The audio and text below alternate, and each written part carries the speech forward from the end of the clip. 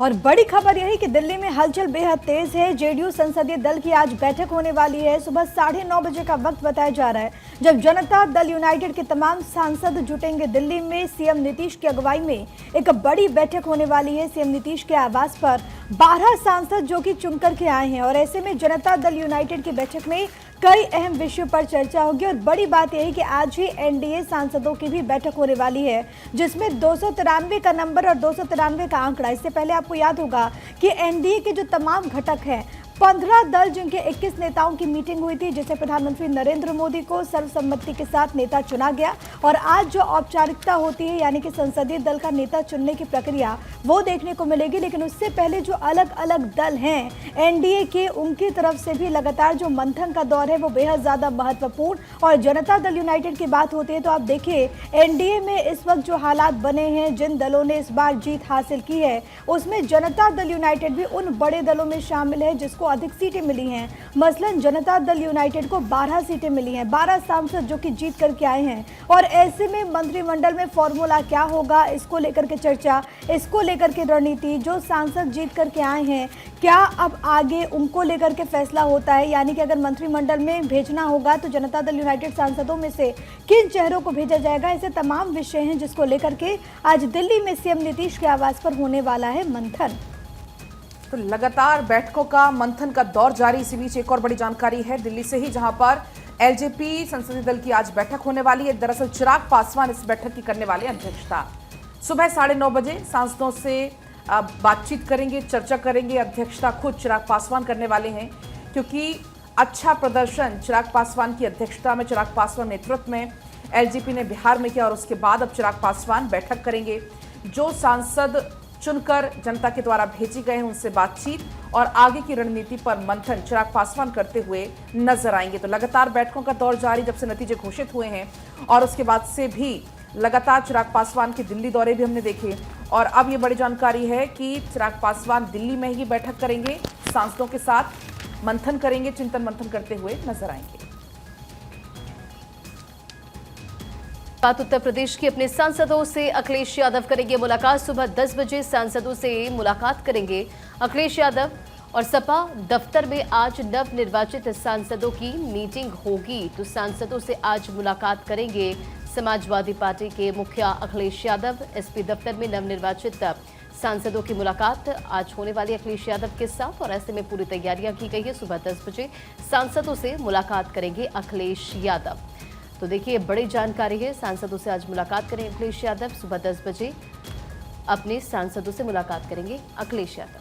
बिल्कुल। तो देखिए समाजवादी पार्टी का प्रदर्शन जिस तरीके से खासतौर पर उत्तर प्रदेश में देखा जाए तो बहुत अच्छा रहा। इस वक्त समाजवादी पार्टी के दफ्तरों में जश्न का माहौल है। खासतौर पर अखिलेश यादव यहाँ पर अपने तमाम सांसदों को उनकी तारीफ कर सकते हैं, उनको दिशा निर्देश आगे क्या कुछ करना है उसको लेकर भी दे सकते हैं। फिलहाल 10 बजे सांसदों की मुलाकात है अखिलेश यादव के साथ में। बढ़ते हैं खबरों में आगे, अगली खबर का रुख करते हैं। बेंगलुरु में आपको बता दें कि बेंगलुरु कोर्ट में राहुल की पेशी है आज और बीजेपी ने मानहानि का लगाया था आरोप। ऐसे में दिल्ली से बेंगलुरु के लिए राहुल रवाना हुए। बेंगलुरु की अदालत में आज राहुल की पेशी है। तो देखिए ये बड़ी खबर इस वक्त की बेंगलुरु से, जहां पर दिल्ली से बेंगलुरु के लिए राहुल गांधी रवाना हो चुके हैं। बेंगलुरु की अदालत में आज राहुल गांधी की पेशी है। बेंगलुरु कोर्ट में राहुल गांधी को आज पेश किया जाएगा जिसके लिए वो दिल्ली से बेंगलुरु रवाना हो चुके हैं। बीजेपी ने मानहानि का आरोप लगाया था जिसके चलते आज कोर्ट में उनकी पेशी है। तो ये बड़ी खबर, बेंगलुरु कोर्ट में आज राहुल गांधी की पेशी होने वाली है। कोर्ट का क्या रुख होता है क्योंकि अब देखना बहुत ज़्यादा महत्वपूर्ण होगा क्योंकि जो याचिका दायर की गई थी बीजेपी की तरफ से उसमें मानहानि का आरोप लगाया गया था। राहुल गांधी के स्टेटमेंट को लेकर के लगातार बीजेपी भड़की हुई थी और इसे को लेकर के दरअसल याचिका यहाँ पर दायर की गई है जिसके बाद आज बेंगलुरु की अदालत में राहुल गांधी की पेशी होने वाली। और इसके लिए जिस तरीके से जिक्र किया साक्षी ने कि राहुल गांधी की रवानगी हो चुकी है, अब देखना होगा कि आज जब वो कोर्ट में पेश होते हैं तो कोर्ट का क्या रुख होता है। और अब अखबारों के पन्ने पलटते हैं। एक अहम खबर जो कि तमाम न्यूज़पेपर्स में छाई हुई है। दिल्ली में जहां पर जेपी नड्डा के घर पर बीते रोज बीजेपी की एक बड़ी बैठक हुई। मीटिंग में अमित शाह, राजनाथ सिंह, बीएल संतोष, पहुंचे हुए थे। कई विषयों पर इस मीटिंग में चर्चा हुई। मेरे पास इस वक्त नवभारत टाइम्स और नवभारत ने इसको प्रमुखता के साथ उठाया है और इसमें जो हेडलाइन दी गई है वो ये कि शपथ ग्रहण से पहले अग्निपथ पर एनडीए। इस मीटिंग में, क्योंकि बीते रोज भारत 24 ने भी आपको तस्वीरें दिखाई थी, नए राष्ट्रीय अध्यक्ष को लेकर के चर्चा, लेकिन इन सब के बीच मंत्रिमंडल को लेकर के, क्योंकि एनडीए की जब बड़ी बैठक हुई थी तो उसमें से जो खबर निकल करके सामने आई वो ये कि पार्टी के जो सीनियर लीडर्स हैं, यानी कि अमित शाह हो, राजनाथ सिंह हो, जेपी नड्डा हो, उनको जिम्मेदारी दी गई है कि वो एनडीए के जो घटक हैं उनके साथ मंत्रिमंडल का जो फॉर्मूला होगा इस पर विचार विमर्श करे और उसके बाद एक स्वरूप तैयार करे। इसी को लेकर के मंथन का दौर लगातार जारी है, क्योंकि अब ज़्यादा वक्त शेष नहीं है जब नई जो सरकार है वो पूरी तरीके से फुल फ्लेज में आएगी, शपथ ग्रहण समारोह होने वाला है। और उससे पहले ये खबर निकल करके सामने आई कि मंत्रिमंडल के फॉर्मूले को लेकर के ज़्यादा माथापच्ची देखने को मिल रही है। अब सबसे बड़ी बात, किसी कड़ी में बीते रोज़ एक बड़ी बैठक हुई थी जिसमें अलग अलग राज्यों की क्या भूमिका होगी, वहाँ से जो अलाइज हैं, यानी कि अगर टीडीपी की बात कर ली जाए, जनता दल यूनाइटेड की बात कर ली जाए, एकनाथ शिंदे वाली शिवसेना की बात कर ली जाए, लोक जनशक्ति पार्टी की बात कर ली जाए, क्योंकि वैसे घटक जिन्होंने अधिक सीटें जीती और जिनको मिला करके, जिनके सांसदों और सीटों की संख्या को समाहित करके ही ये जो नंबर है वो 293 का पहुँच जाता है, तो उनके साथ यहाँ पर चर्चा और विचार विमर्श यहाँ पर किया गया कि आखिरकार अब मंत्रिमंडल का जो फॉर्मूला है वो किस तरीके से होगा।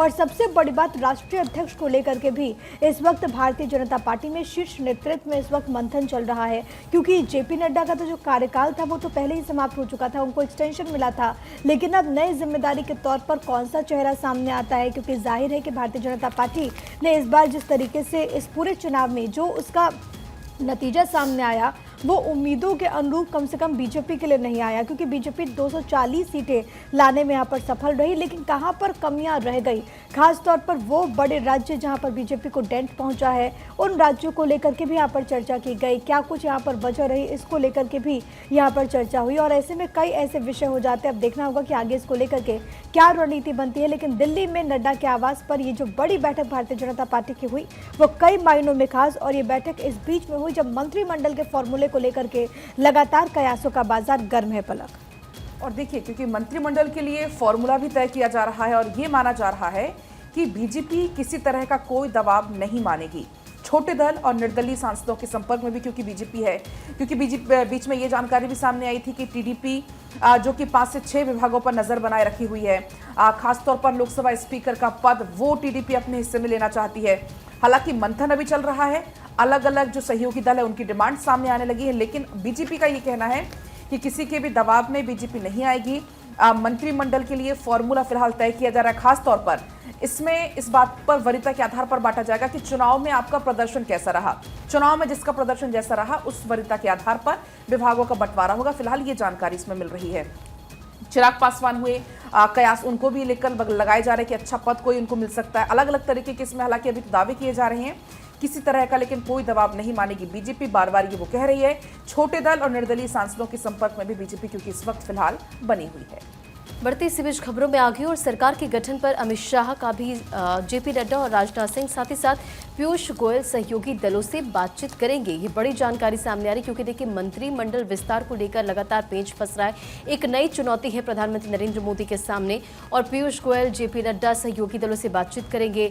सहयोगी दलों से बातचीत करेंगे बीजेपी के तमाम दिग्गज, और मंत्रिमंडल को लेकर ये फॉर्मूला जो है वो यहाँ पर अच्छा रंजना, जो फॉर्मूले का आप जिक्र कर रही हैं, बीजेपी ने सरकार के लिए जो फॉर्मूला तैयार किया है उसके अनुसार टीडीपी और जेडीयू को कैबिनेट का 1-1, राज्य मंत्री के 2 पद, शिवसेना और एलजेपी को कैबिनेट और राज्य मंत्री का 1-1 पद, जेडीएस को कैबिनेट का 1 पद, जनसेना आरएलडी को स्वतंत्र प्रभार वाले राज्य मंत्री का 1-1 पद, अपना दल और हम जैसी जो पार्टियां हैं उनको 1-1 सीट देने वालों को भी बतौर राज्य मंत्री और मंत्रिपरिषद में जगह दी जा सकती है।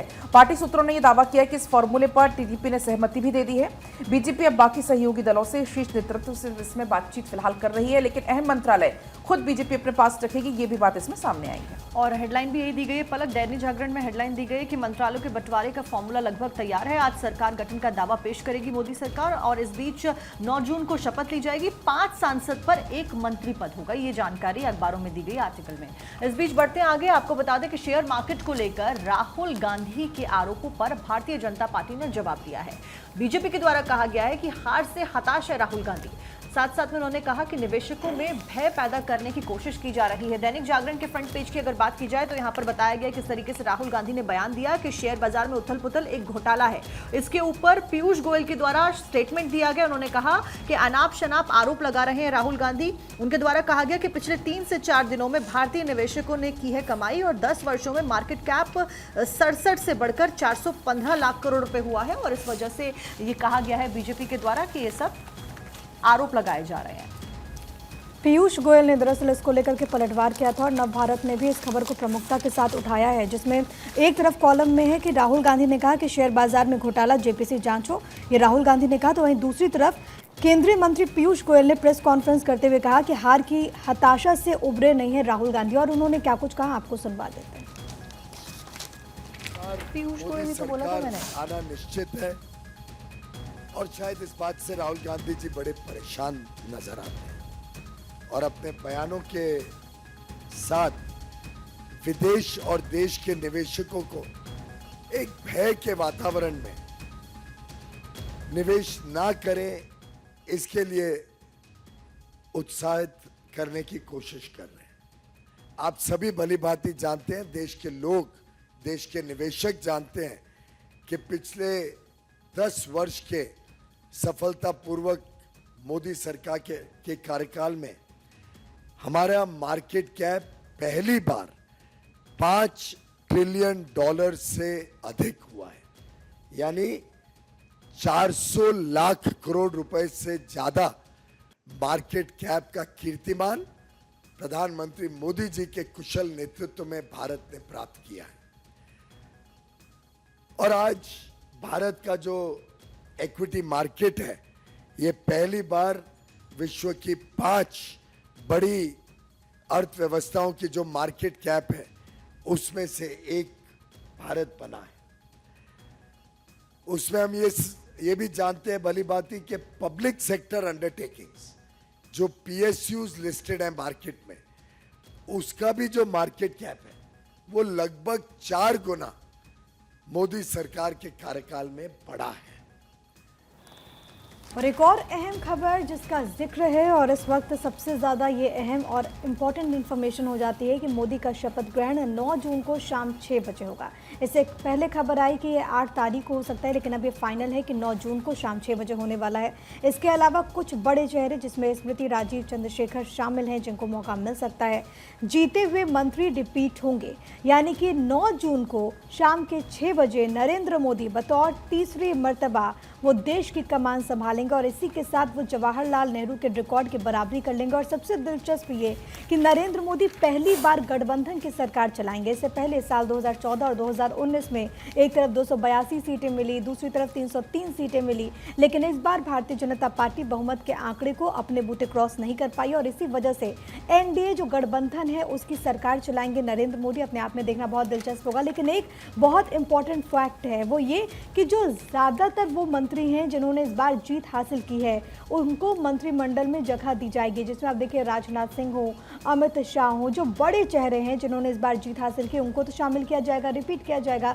लेकिन सबसे इंपॉर्टेंट है क्योंकि अगर हम राजीव चंद्रशेखर की बात करें, हम स्मृति ईरानी की बात करें, दोनों को शिकस्त मिले। स्मृति ईरानी इस बार अमेठी से हार गई, दूसरी तरफ राजीव चंद्रशेखर जो कि इस बार तिरुवनंतपुरम से हार गए हैं। लेकिन अब खबर ये कि इन दोनों को कैबिनेट में शामिल किया जाएगा, संभवतः इनको राज्यसभा के जरिए भेजा जाए। लेकिन सबसे बड़ी बात है कि अब जो स्वरूप है उसको लेकर के जो पहले कयास लगाए जा रहे थे, अब वो कयासों के बादल यहाँ पर छटते हुए नजर आ रहे हैं। और अब खबर ये है कि बीजेपी के जो जीते हुए मंत्री हैं उनको रिपीट किया जाएगा। और अब जो समय बताया जा रहा है वो ये कि 9 जून को शाम 6 बजे तीसरी बार यानी कि मोदी 3.0 की शुरुआत हो जाएगी, क्योंकि प्रधानमंत्री नरेंद्र मोदी एक बार फिर से देश की कमान 9 जून को संभालने वाले हैं। शाम के 6 बजे का वक्त होगा। पलक और चलिए अब आगे बढ़ेंगे। एक और बड़ी खबर आपको इसी बीच बताएंगे। एनडीए की बैठक में शामिल हों सभी टीडीपी सांसद।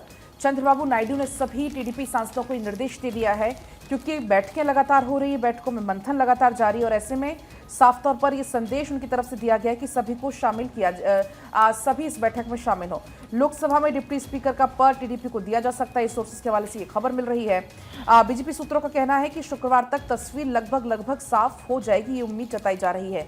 लेकिन इसी बीच लगातार क्योंकि मंथनों का दौर जारी है और ऐसे में ये निर्देश दिए गए हैं टीडीपी सांसदों को कि बैठक में आप सभी शामिल हों।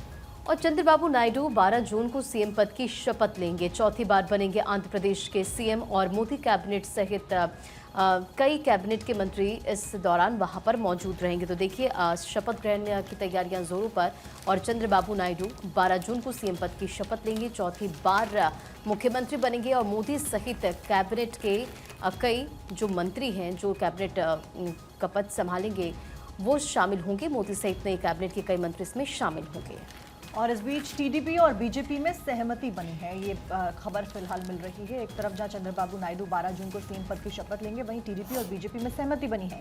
विशेष वित्तीय पैकेज पर सहमति बनी है। सोर्सेज के हवाले से एक खबर मिल रही है, टीडीपी को एक कैबिनेट और 2 राज्य मंत्री दिए जाएंगे, ये सोर्सेज के हवाले से खबर। और देखिए लगातार टीडीपी और जिस तरीके से जेडीयू के द्वारा मंत्री पद और मंत्रालय यहाँ पर मांगे जा रहे थे, उसको लेकर अलग अलग खबरें सामने आ रही थी। फिलहाल टीडीपी को एक कैबिनेट और 2 राज्य मंत्री, ये सोर्सेज के हवाले से खबर फिलहाल मिली है।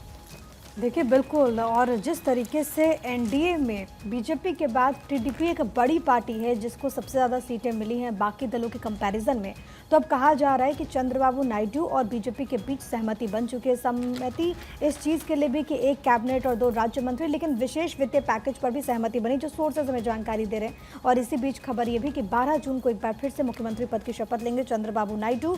2019 में दरअसल वो मुख्यमंत्री तो थे, लेकिन 2019 में जब चुनाव वहाँ पर हुए थे तो जगन मोहन रेड्डी की सरकार को बहुमत मिला, लेकिन इस बार एक बार फिर से चंद्रबाबू नायडू की वापसी और एनडीए का शानदार प्रदर्शन आंध्र प्रदेश में। अब बात करेंगे महाराष्ट्र की, जहां पर मुख्यमंत्री एकनाथ शिंदे ने सांसदों की बैठक ली, एनडीए गठबंधन के संपर्क में न रहने की हिदायत दी। मंत्री पद को लेकर के भी इस दौरान चर्चा हुई और अहम यह भी क्योंकि आप देखें कि महाराष्ट्र में इस बार जो परिस्थितियां हैं वो बिल्कुल अलग है। एकनाथ शिंदे नीति जो शिवसेना है, 7 सांसद जो कि चुन करके आए हैं, लेकिन सबसे बड़ी बात कि इस वक्त महाराष्ट्र में उथल पुथल की संभावना से इंकार नहीं किया जा सकता, क्योंकि लगातार जो उद्धव गुट है वो ये कह रहा है कि कई शिवसेना शिंदे गुट के जो सांसद है वो हमारे संपर्क में हैं। इसी को लेकर के अब इंटैक्ट रखने की चुनौती है इन तमाम घटक दलों के सामने। यही कारण है कि एकनाथ शिंदे ने जब अपने नए निर्वाचित सांसदों के साथ मीटिंग की तो उन्होंने कहा कि आप एनडीए गठबंधन के किसी भी दल के कॉन्टैक्ट में मत रहिए। इसके अलावा सबसे बड़ी बात, क्योंकि फॉर्मूले को लेकर के चर्चा चल रही है कि मंत्रिमंडल में ये जो तमाम दल हैं उनको कितनी जगह मिलेगी, इसी को लेकर के अपने सांसदों के साथ उन्होंने मंत्रणा की कि आखिरकार जो नया स्वरूप होगा उसमें जो विश लिस्ट है एकनाथ शिंदे वाली शिवसेना की वो क्या कुछ होनी चाहिए। अलग अलग डिपार्टमेंट्स को लेकर के भी यहाँ पर चर्चा की गई। हालांकि आखिरी फैसला तो अभी नहीं हुआ है, वो तो मिलजुल करके एनडीए के घटक तमाम लेंगे, लेकिन सबसे बड़ी बात है कि अब जो अलग अलग दल हैं उनमें भी बैठकों का दौर बहुत तेज है और इसी कड़ी में एकनाथ शिंदे ने भी सांसदों की बैठक ली है।